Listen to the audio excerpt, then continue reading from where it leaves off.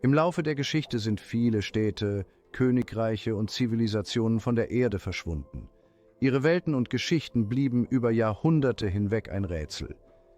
Stellt euch vor, unsere heutigen pulsierenden Metropolen, Berlin, Paris, Tokio, wären plötzlich verschwunden und nur noch Geschichten und Legenden blieben zurück.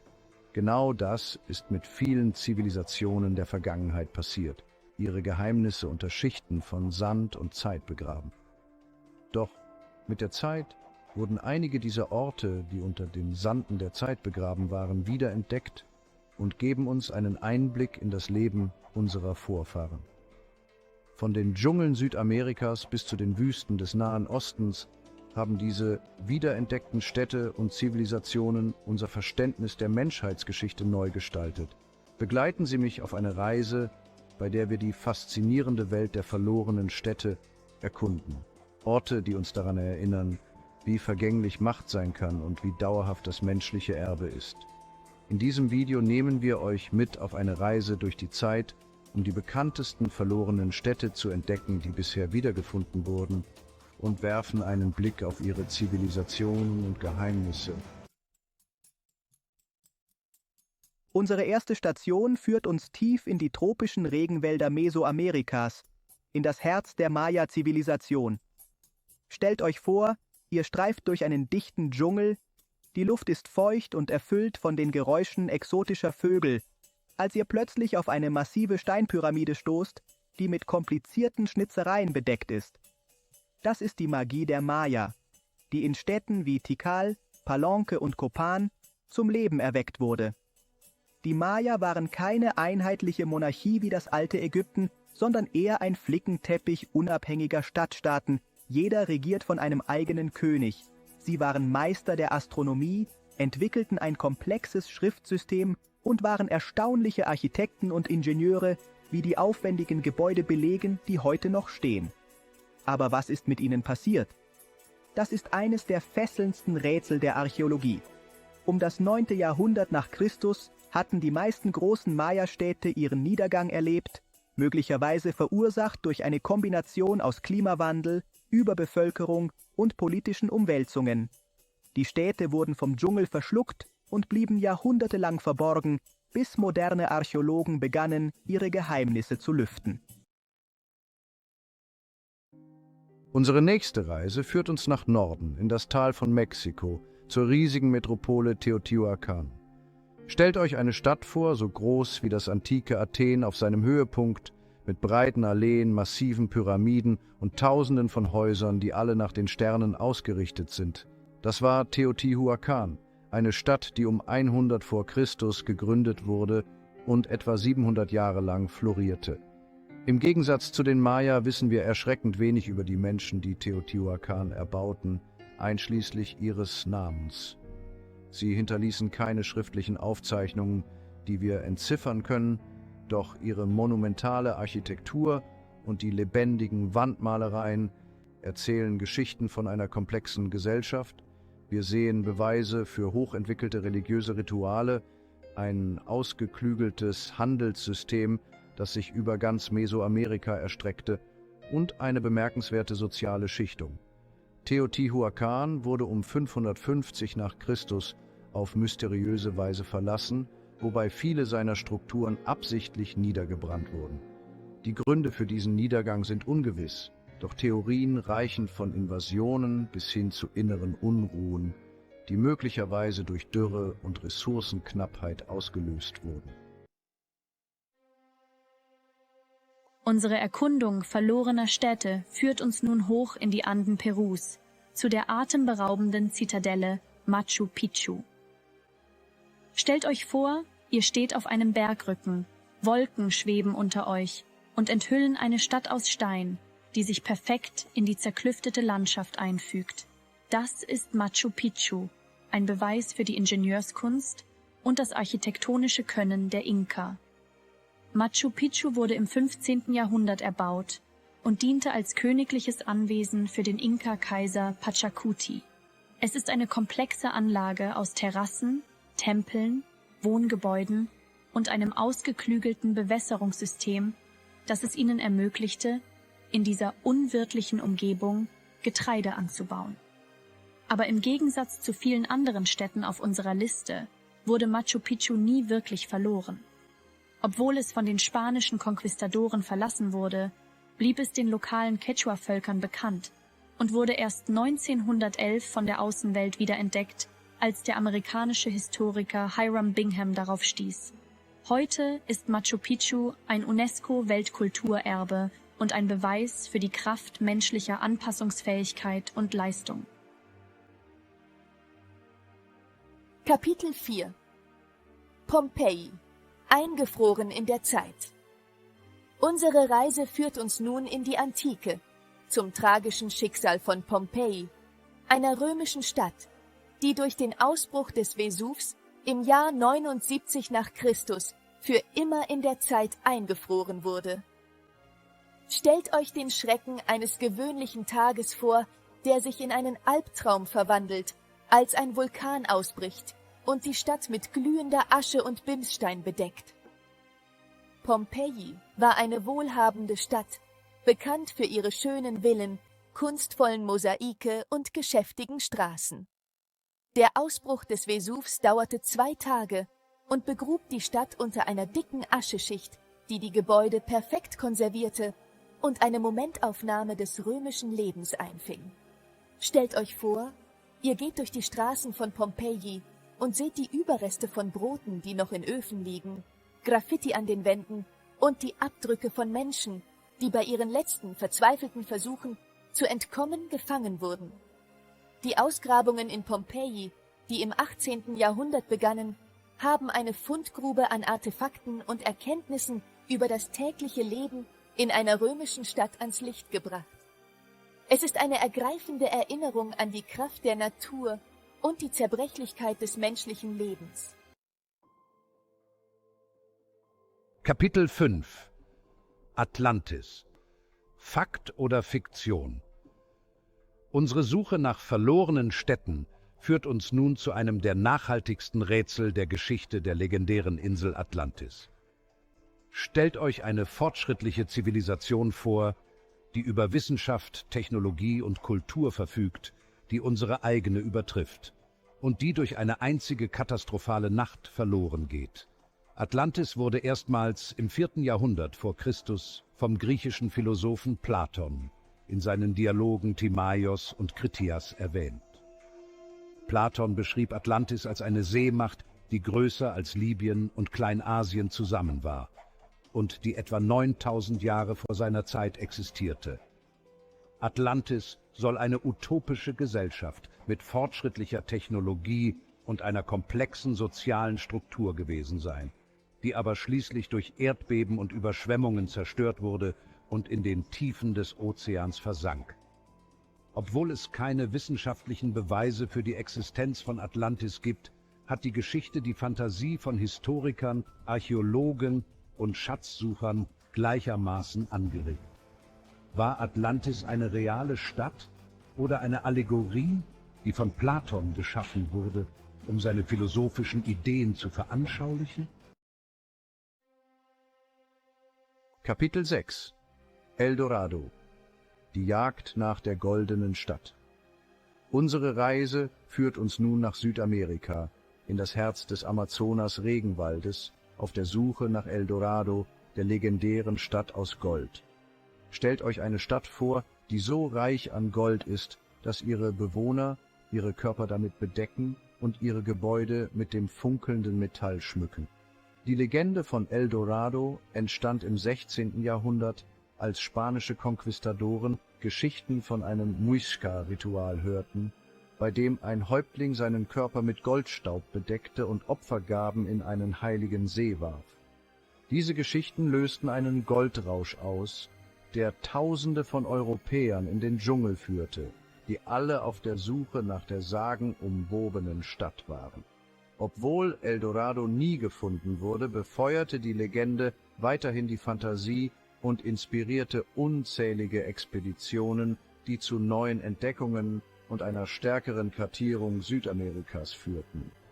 War El Dorado nur ein Mythos, der durch Gier und der Sehnsucht nach Reichtum genährt wurde? Oder verbirgt sich hinter der Legende ein Körnchen Wahrheit? Unsere Reise durch verlorene Städte führt uns zurück nach Griechenland, zum Schicksal von Helike, einer Stadt, die durch die rohe Gewalt der Natur zerstört und für fast 2400 Jahre unter dem Meer begraben wurde. Stellt euch vor, ihr lebt in einer wohlhabenden Küstenstadt, bekannt für ihre Schönheit und ihren Wohlstand, als ein Erdbeben und ein Tsunami sie in Sekundenschnelle verschlingen. Helike war eine antike griechische Stadt im nördlichen Peloponnes, die für ihren Poseidon-Tempel bekannt war, dem Gott des Meeres. Im Jahr 373 vor Christus traf ein katastrophales Erdbeben die Region und löste einen Tsunami aus, der Helike vollständig unter Wasser setzte. Die Stadt wurde für Jahrhunderte zur Legende, bis Archäologen im Jahr 2001 ihre Überreste in einer Lagune entdeckten. Die Entdeckung von Helike ist von großer Bedeutung, da sie uns einen einzigartigen Einblick in das Leben im antiken Griechenland bietet und gleichzeitig die zerstörerischen Kräfte der Natur verdeutlicht, die ganze Städte auslöschen und sie zu Legenden machen können. Unsere Reise führt uns nun in den Nahen Osten zu den Küsten des Persischen Golfs, wo Legenden von einer versunkenen Stadt namens Zara erzählen, die einst ein Zentrum des Handels, der Kultur und des Luxus war. Stellt euch eine Stadt vor, die so wohlhabend und prachtvoll ist, dass sie mit dem mythischen Atlantis verglichen wurde, ihren Reichtum der Händler und Reisende aus aller Welt anzieht. Zara soll die Hauptstadt des Königreichs Hormuds gewesen sein, eines mächtigen Seehandelsimperiums, das vom 11. bis zum 16. Jahrhundert florierte. Die Stadt war bekannt für ihre prächtigen Paläste, geschäftigen Märkte und ihre kosmopolitische Bevölkerung. Doch wie Atlantis traf auch Zara ein tragisches Schicksal. Obwohl die genauen Umstände ihres Untergangs unbekannt sind, deuten Legenden darauf hin, dass Zara durch ein verheerendes Erdbeben oder einen Tsunami zerstört wurde, der die Stadt unter den Wellen begrub. Bis heute wurden keine konkreten Beweise für Zara gefunden. Doch die Legenden werden von Generationen weitergegeben und nähren weiterhin die Fantasie von Archäologen und Historikern. Unsere Reise führt uns nun zu den Wurzeln der Zivilisation, zum alten Mesopotamien, wo wir die Überreste von Ur erkunden werden, einer Stadt, die vor über 6000 Jahren gegründet wurde. Stellt euch eine Zeit vor, in der die Schrift erfunden wurde, Städte zum ersten Mal entstanden und die Grundlagen der menschlichen Zivilisation gelegt wurden. Ur war eine der wichtigsten Städte der sumerischen Zivilisation, bekannt für ihre monumentale Architektur, ihr fortschrittliches urbanes Design und ihre Rolle als Zentrum für Handel und Kultur. Eines der markantesten Wahrzeichen von Ur war die große Zikkurat von Ur, ein massiver Stufentempel, der dem Mondgott Nanna geweiht war. Obwohl Ur im Laufe der Jahrhunderte mehrmals erobert und wieder aufgebaut wurde, wurde sie schließlich im 4. Jahrhundert vor Christus verlassen und vom Wüstensand verschluckt.